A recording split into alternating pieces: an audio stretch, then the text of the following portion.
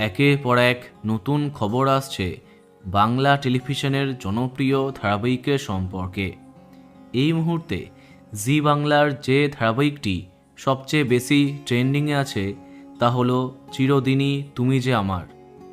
কদিন আগেই এক্সক্লুসিভলি তোমাদের জানিয়েছিলাম যে গল্পে আরও কিছু নতুন চরিত্রের আগমন হতে যাচ্ছে। তার মধ্যে একটি হলো আর্যর ভাই, যে চরিত্রে লুকসেট করেছেন জনপ্রিয় টেলি অভিনেতা অর্কজ্যোতি পাল চৌধুরী। কিন্তু এবার দুজন জনপ্রিয় টেলি অভিনেত্রীদের কামব্যাকের সম্পর্কে জানা গেল।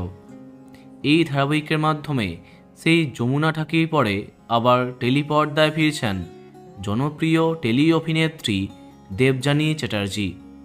একসময় একঘেয়ে গল্প এবং চরিত্রের জন্য ধারাবাহিকে আর কাজ করতে চাননি তিনি। নিঃসন্দেহে তাকে খুব মিস করেছে তার দর্শকরা। এবার আর্যর প্রথম স্ত্রীর মায়ের চরিত্রে তাকে দেখা যাবার কথা জানা যাচ্ছে।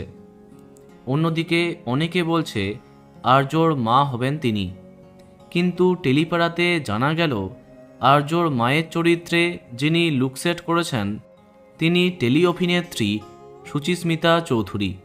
হ্যাঁ, তাকে নাকি দেখা যাবে আর্যর মায়ের চরিত্রে। দেখা যাক কি হয়। নিঃসন্দেহে এবার আরও জমে যাবে চিরদিনই তুমি যে আমার। তো বন্ধুরা, এখন তোমার কি মন্তব্য কমেন্টে জানাতে পারো। আর এই রকমই আরও অনেক ভিডিও পেতে সাবস্ক্রাইব কারেন্ট বস। ধন্যবাদ।